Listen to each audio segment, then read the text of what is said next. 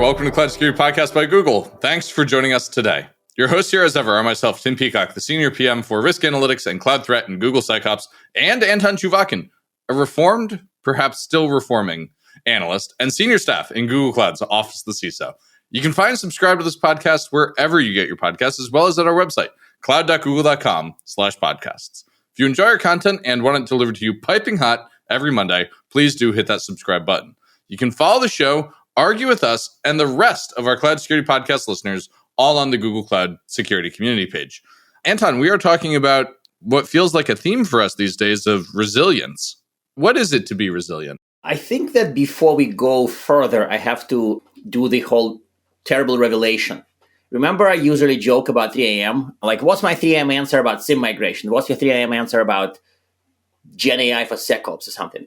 So I realized before recording this that if somebody wakes me up at 3 a.m. and says, Anton, define resilience for cybersecurity, I may produce a blank stare. I have an answer. I have the morning answer. But you don't have the 3 a.m. answer. I have the nuanced 10-page paper answer. I have the let's discuss resilience answer, but I do not have... Well, that's no good at 3 a.m. Super crisp, can produce it even while asleep, almost answer. This bothers me a little bit. That bothers me too. And maybe this is not like an else of Anton, but... Well, listeners, you might be worried about what Anton does at 3 in the morning, but I'll tell you, listeners, I've lately been getting up at 3 in the morning to take my new puppy out to go to the bathroom. So my answers at 3 in the morning are, did you go potty or not? So maybe... That has to do with resilience, maybe. It does. It's more of a preparation sort of thing so that he doesn't go potty in his crate at 4 in the morning. Well, according to my boss, namely Phil Venables, preparation and planning and organizing yourself is a key to resilience. Really? Maybe this puppy theme is on track. Well, Waffles is demonstrating resilience, listeners. This is great news. Maybe with that great side quest into puppy fatherdom, let's turn things over to today's guest. Hi, Beth. We're joined by Beth Cartier. She's the vCISO and the founder of Initiative Security, which provides vCISO and security advising services. So, Beth, thank you so much for joining us. Very excited. Hey, I'm excited to be here. Tell us a little bit about what Initiative Security does. Sure, absolutely. I think you sort of just nailed it. We provide security and privacy and AI advisory services, focusing mostly on small businesses, startups, and healthcare companies. So really it came out of the need for, I come from a Big Four background, starting in incident response, and then a couple startups in. And as I was talking to a bunch of other startups and advising on certain things, you realize that there's sort of this gap on smaller companies, right? Security tends to be very expensive. There's a couple things at play. Security is very expensive. It's also much cheaper, easier, and better if you do it earlier on. So I was at two different startups sort of in the hypergrowth phase. And it's sort of by the time you're ready to build a security program, you already have all this legacy technology and sort of all these problems built in that you then have to fix. So as I was talking to a bunch of different startups, sort of this need for these services sort of kept popping up. So yeah, it started out with a couple of colleagues and sort of former colleagues and I. And then along the way, we just sort of started working together and conversations became sort of more business related, and here we are. By the way, you mentioned this security program for startups. We had somebody who works in a similar role, and he had this rule of thumb. By the time a startup realizes they need a security program, it's always a moment when it's too late. Yes. So this is kind of, it's stuck in my head since that time many years ago that it's like, by the time they know, you need to roll back a year and that's when you start. Yeah, by the time you know and by the time you can afford it, and that's part of it too, is like by the time you can afford a full-time staff and can budget for that, it's like, it's already been built, right? You're in flight. That means your business is doing awesome things. Like it means you're in a really good position, but like from a security perspective, it's like, wait, let's take a second and reframe. So I had a bunch of friends who are vCISOs, and I worked for Gartner, and some of the ex-Gartner people ended up being vCISOs. So I kind of keep track of the profession, but I know it's a very popular, endeavor these days. But how is it going? Like, is it becoming more popular? Do people need more vCISOs? And how does cloud change it, by the way, if it does? The only way I would say cloud sort of changes it is a lot of the vCISO work is done for sort of smaller companies or startups. Mm-hmm. So, and a lot of those companies, for practicality purposes and for a lot of other reasons tend to be cloud native or a lot more in the cloud. So I think there's a lot of overlap with the vCISO services and folks that are building in the cloud. I think, if you're dealing with a large sort of on-prem company, they hopefully have a security program and they've been a bit more established. So we do tend to focus on, again, those smaller companies that like either can't afford a full-time CISO or again, are are sort of just beginning to touch into that sort of like absolute need for the more, privacy and legal services and that sort of thing. So you expect it to be more on the cutting edge than, say, a mid-sized but traditional company CISO. So that's actually a good sign that you would be ahead of the curve compared to, say, a CISO of a mid-sized but older company.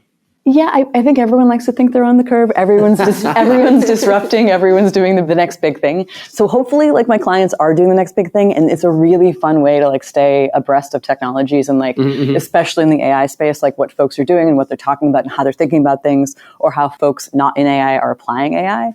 So that is a good way to stay in the cutting edge. Unfortunately, some of these companies will not survive, but some will definitely become huge. Some will get acquired. So it's sort of a very big and moving space. But you are definitely constantly learning. You're definitely staying up with trends. But, the more things change, the more they stay the same. So it's sort of, we've solved a lot of these problems over and over and over again. So building on your earlier point, we hear so much about AI and cyber and resilience. These are all really hot topics these days. In the context of like cloud security, how are you seeing these organizations that you look after from a vCISO perspective addressing these trends? Like, are they being managed effectively in the cloud, or is security playing catch up? To your point about, smaller companies perhaps not necessarily having the resources to really build securely from the outset or implement those good practices until they're a little bit more established? Sure. That's a really great question, a really big question, because I think cyber resilience and AI, that's pretty broad. But I think, so starting with cyber, I think that there's a ton of opportunity with cyber and the cloud and the smaller companies especially, but in the cloud generally. I think, the focus in the cloud, we're looking more at IAM, more secure browser. And I do think it's really interesting. IT and security have tended to be sort of at odds over the years. Obviously, there's been a trend where there's so much more overlap. And I think you're seeing the smaller companies, if you get an IT team, or usually it's like one IT person who understands the basics of security or is at least curious about it, they end up in a much better position than a company, even if they have an IT person that isn't thinking about this at all, because there's so much overlap, even like in your email security, if you're using Google Drive, workspaces, that sort of thing, how that's managed there.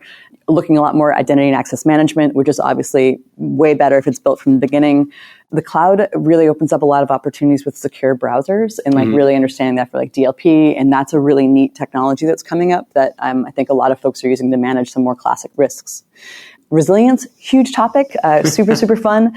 So I started in incident response, and like resilience and sort of that topic has changed so much. It used to be like when an incident would happen, like you'd show up with like your Pelican kits and like you'd image everything and you'd be there for hours and, thousands and thousands of dollars to image everything. So incident response has definitely changed. Incident preparation has changed. So if resilience is how you're able to sort of prevent, manage, and sort of reduce the impact of breaches, I think the cloud has a lot of opportunity there as far as really be able to sort of segment effectively. But it really is a team-based activity, right? Like you need to have like your devs on board. If you're looking at infrastructure as code, who owns those systems? One of the best things about cloud is I think the ability to do backups is much, much easier and manage those backups, take those backups. But you need to have the business understanding of, what are you backing up? What do you need to back up? Where are those dependencies? And really be able to work with those teams of like, if something happens, who's responsible for these teams? Who knows where these backups are stored and how to restore them? So tons of opportunity there. But again, definitely a very team-based exercise. And then with AI is, a huge topic. Everyone loves it. It's sort of everything right now. Everyone loves it? Wait a second. Everyone loves AI. Everyone's talking about it. Right? Everyone's somebody who come to us and says the most important problem with AI is how to turn it off in a product. Yeah. I mean, yeah, it's true. Because it's a security concern. For sure. Yeah. But my mother asked me about AI, and if my mother knows about AI... She wants to turn it on, not off though, right? She's like, what's this big red button? It says AI on it. That's actually, there's definitely tools in every environment that now have AI that like, it's an approved tool, and now they have this functionality. So I think when you're looking at like third-party risk of AI, that's huge, that's obvious. That also comes into play, obviously, when you're looking at ChatGPT and personal use of this stuff. I think security missed a huge, when you asked her talking about, security sort of leading from behind, how does this change in the cloud? I think the best teams I've seen working at all size companies, whether it was legal, security, even product, like someone took a lead and was like responsible for figuring this out, setting parameters, saying, hey, this is our policy. The policy might change all the time because things are constantly changing. But at least someone was like making rules and saying, hey, this is our culture. This is how we're thinking about it. This might change, but this is what we're doing. And I think security really oftentimes sort of missed a boat there because, Often? Meaning like there were cases when it didn't? Like, tell me those. Well, I want to put them on posters and print them. I think security can be like, I think there are going to be definite benefits for security. That said, I'm not sure if security is like really great at using the technology we have so far, right? And like, to use AI effectively, you need to get your hands around your data, which obviously we know is a really big problem. But I think there are some really good applications for security, and I think we should be excited to use it. I mean, compliance, that obviously falls under the CISO role as well. If we can automate compliance, if we can automate all of sort of the questionnaires that go back and forth and third-party risk stuff. This is a topic that comes up for the third time in a freaking hour. Really? Yes. Questionnaire fill-in during the roundtables we did at the event. Questionnaire fill-in came up. But then somebody, I think, said, what if the vendors create the questionnaires using AI and then the customer fills the questionnaires using AI? Do we really need the questionnaire? Then it's just AI talking to AI. But this sort of goes to an issue that we have with compliance, I think, anyways, is when you're talking to like the front office people, like if you're dealing with a client and like they are giving you these questionnaires, so often, especially at smaller companies, you get this access where, you're answering the questionnaires and they're very, very strict about the answers to the questions, and you have to have no vulnerabilities in your system and all of these very strict questions. And then when you talk to their like client outreach teams, they're like, great, we're just going to email you this list of social security numbers, right? Like huge splits, like in an organization. And that actually goes back to the resilience thing. How well are your internal teams talking? Is the left hand talking to the right hand? Are you mitigating risk across the entire organization?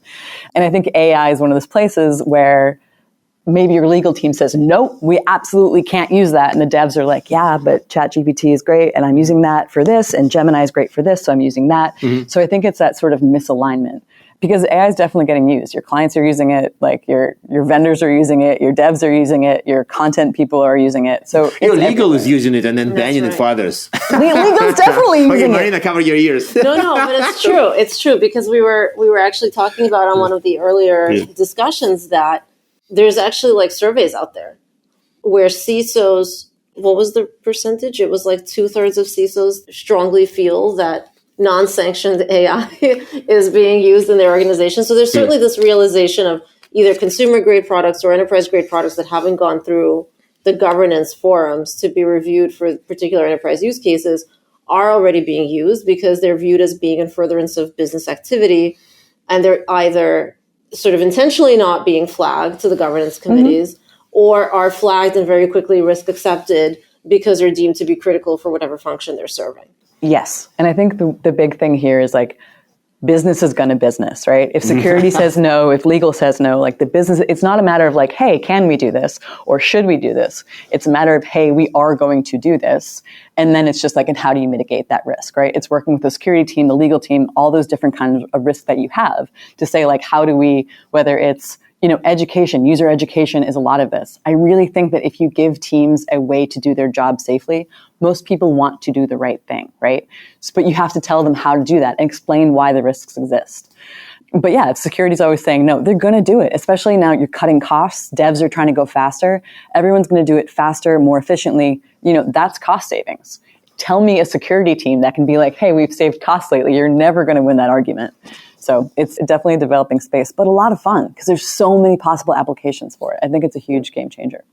Yeah, I mean, that came up again. Some of these, we've been trying to kind of extract use cases for AI for security during some recent events. And it's interesting that the topic turned to like CISO personal use cases. And one person brought up a case when before presenting to a board, he tests the arguments on an AI bot and sees what sort of effective counter arguments they can bring up. And then he practices. So to me, that was very eye-opening because when you think about the use cases, you assume that it's either some data analysis or report summarization or some kind of something to do with SOC.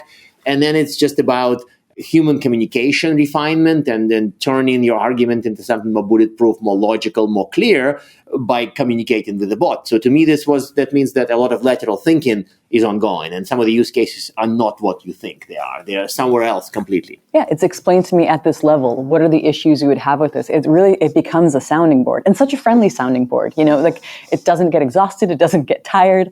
And it really does have some like, oh, I haven't thought about that, or at this level, I wouldn't have framed it that way.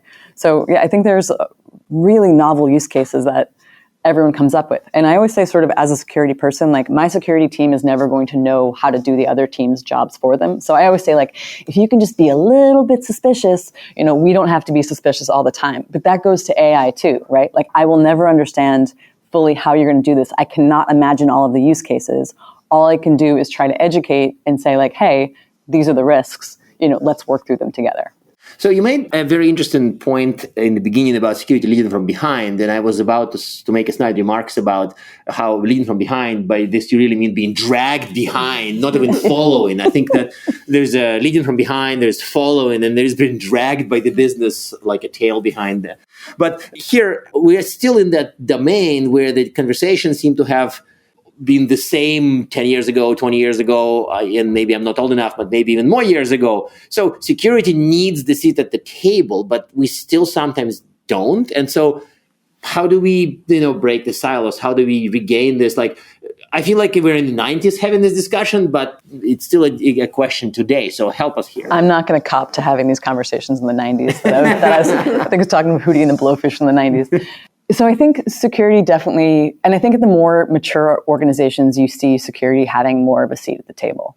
I think there's two sort of major reasons why the security doesn't have that necessarily should. One is, I think, if you're dealing, especially with smaller companies, if they're seeing, every cost is existential, security is definitely still seen as a cost center. If you can spend $1 on marketing that makes sure your business still exists next week, that's going to always take priority.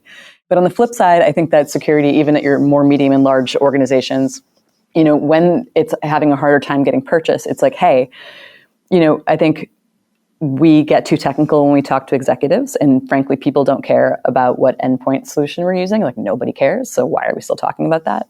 I still think it's very hard to explain like cost savings. Like, it's one thing to say, how do you explain, like, if you've had no incidents, that's great. It's great. Let's cut all the funding, right? Cost avoidance. But what did you avoid, right? And I think security was so expensive for so long. We've all been to like the security conferences with like the very fancy water and this, that, and the other thing. Well, that's coming from somewhere, right? So eventually you have to start explaining all of this money. And if, as a security person, you're always just saying, hey, give me more budget, I think that's a harder conversation to have. So I do think security needs to, when you're talking about like how to move forward, I think it's really understanding like how to explain security's value to the business. I think there's two ways to do that. I think one is at the executive level, find the people who, like, different executives and different board members care about different things, right? So it's like speaking their language. What does the CEO want? What is the product strategy?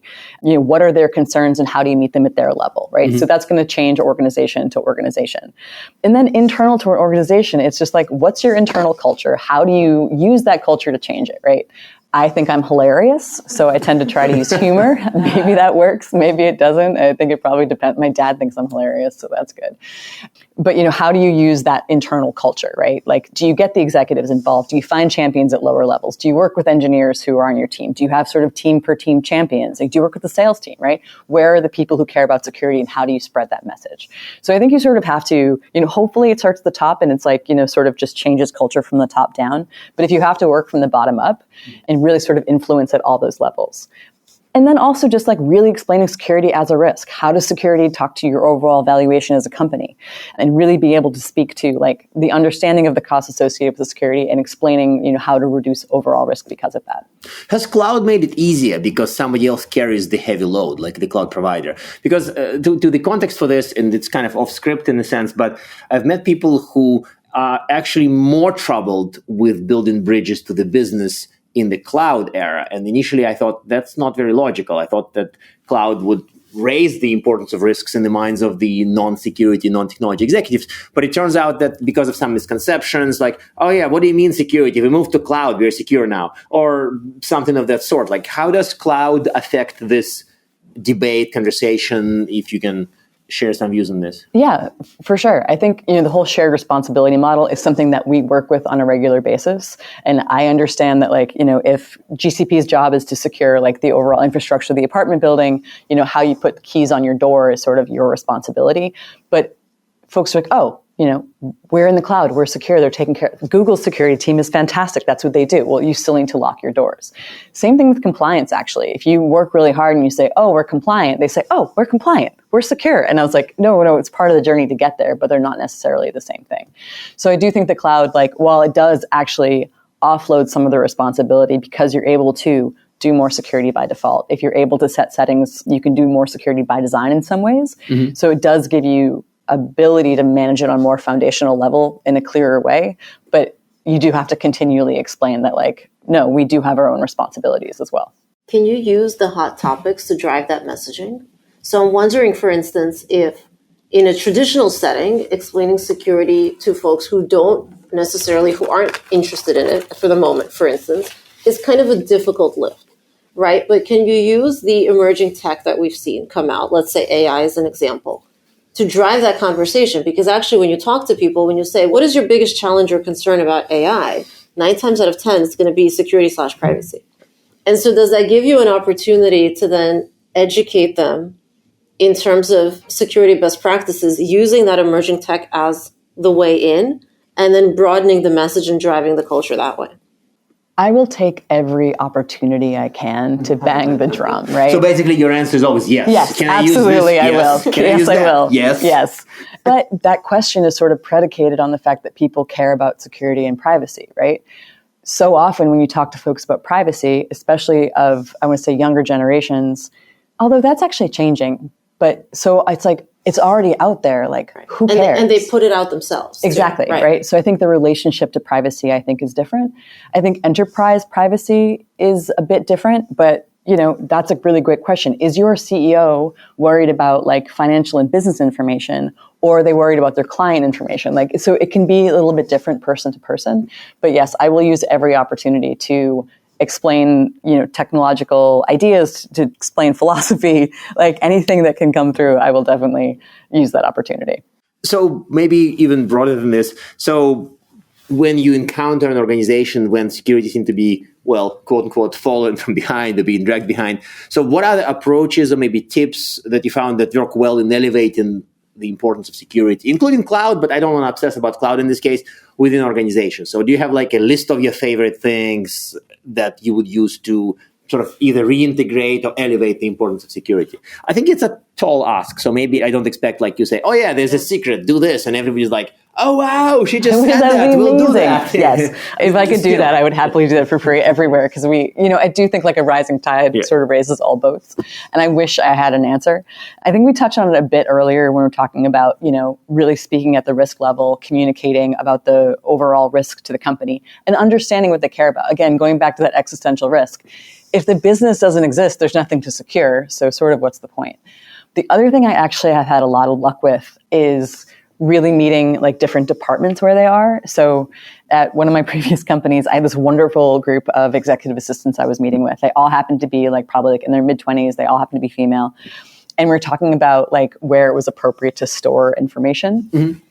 And I was like, okay, ladies, if we were at a bar together, would you give my phone number to a stranger? And they were like, absolutely not. And I was like, great, awesome. I was like, so therefore, why would you put it here? Why would you give it to these people? Like, oh, that's a really good point, right? So like really breaking it down into concepts that folks understand and have familiarity with, whatever that is for any certain group of people. Mm-hmm. That sort of communicating and really meeting people at their level and not expecting them to meet you at your level, I think really helps. I think that context is really interesting too, because it's also taking it out of the enterprise setting and making it a real world situation. If you ask anybody that question, I would hope the majority of folks would answer it the same way. How does that change? The tone and context is important, right? So there's driving the messaging within your organization. There's also driving the messaging when it comes to peers, which is going to be a different tone, right? And also up to the board. Or to regular, or to like external parties. Do you take the same approach? Do you also kind of go for that collaborative view and also trying to like meet, the board will have different things that matter, different priorities, right? Not necessarily different things that matter, but different prioritization of the things that matter than, for instance, peers within your organization. So do you take that same approach of trying, like, do you kind of build consensus within the organization and go to the board together? Or do you just try to revise the messaging to something that's more aligned to their particular priority to ensure that you're speaking the same language? I think it depends on the individuals that you're dealing with. And I think it depends on sort of the direction and prioritization of the board. I think one thing that security people suffer from, like myself as an example, like I started in security doing incident response. So like my first 5 years was just watching bad things happen. So like my perception of risk and my interaction with risk is going to be very, very different. So, they're saying like, oh, that's never going to happen. But I'm like, it always happens. That was my life, right? But you can point to some of the larger breaches and say like, hey, this does happen, and sort of draw on those examples. I do think when you're talking to the board, and I know, again, like security folks or technical folks tend to go too technically deep. Nobody likes to feel ignorant. Nobody likes to feel like out of the loop or talked down to. So I really do think it's communication. Like the point is to get your message across, and however you have to do that, it's meeting them where they are. What do they care about? Like, why are they there? Some folks are going to be savvier about security. Some folks are going to care more. Some folks aren't. Meet them at their level and go.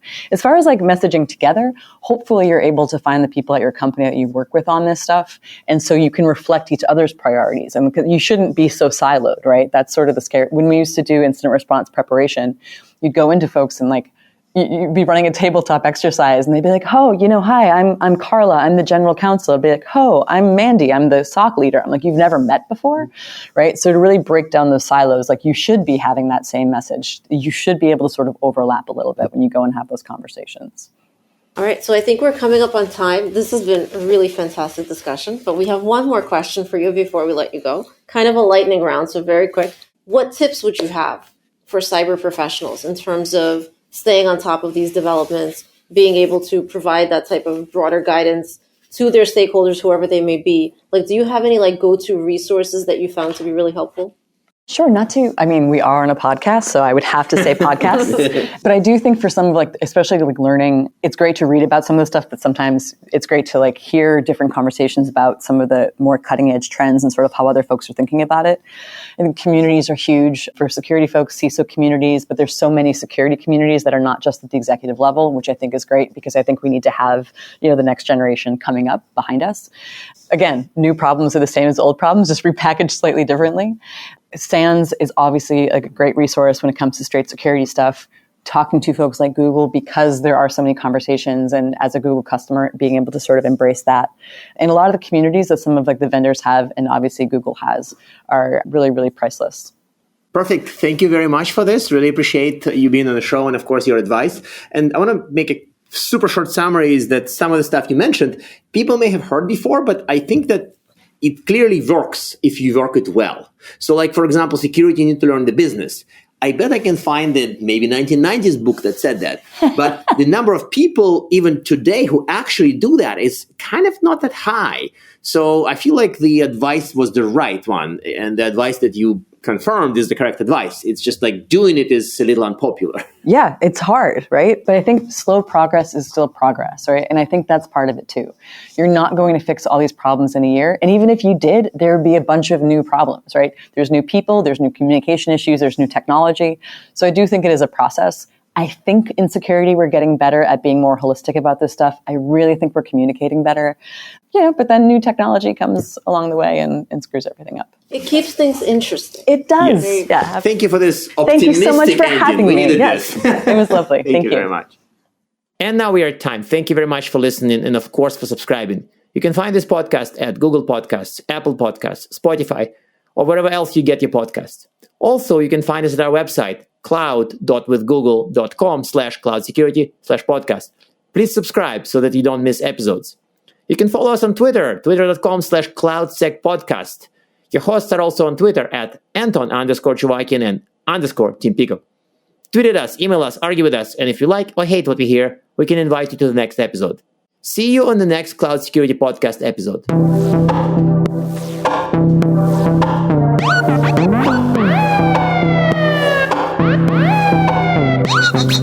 Security.